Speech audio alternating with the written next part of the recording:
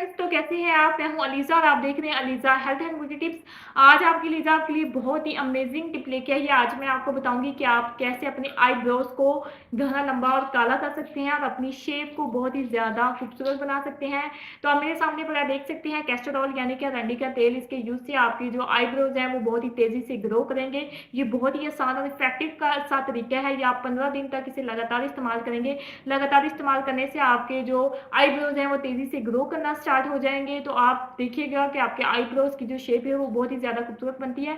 तो चलिए इस फैमिली को स्टार्ट करते हैं, पर उससे पहले फ्रेंड्स, मेरे इस चैनल को सब्सक्राइब कर लें और साथ ही बेल आइकन को क्लिक कर दें ताकि मेरी आने वाली हर नई वीडियो सबसे पहले आप तक पहुंचती रहे।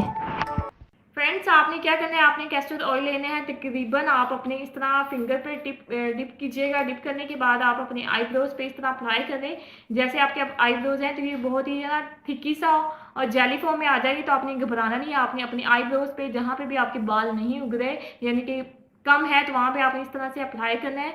अप्लाई करने के बाद आपने इसको ऐसे ही छोड़ देना है पूरे 2 घंटे के लिए। 2 घंटे के बाद आपने इसे ठंडे पानी से वॉश करना है। ठंडे पानी से जब आप इसे वॉश करेंगे उसके बाद आप कोई सुरमा वगैरह अपने आईब्रोज पे अच्छे से लगा लें।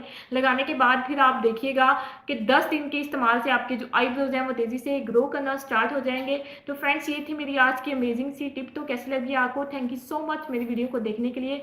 मेरी वीडियोज़ को लाइक करें, साथ ही मेरे चैनल को सब्सक्राइब कर दें। हंसते रहें, मुस्कुराते रहें और देखते रहें Aliza health and beauty tips. मिलती हूँ नेक्स्ट वीडियो में, तब तक के लिए बाय बाय।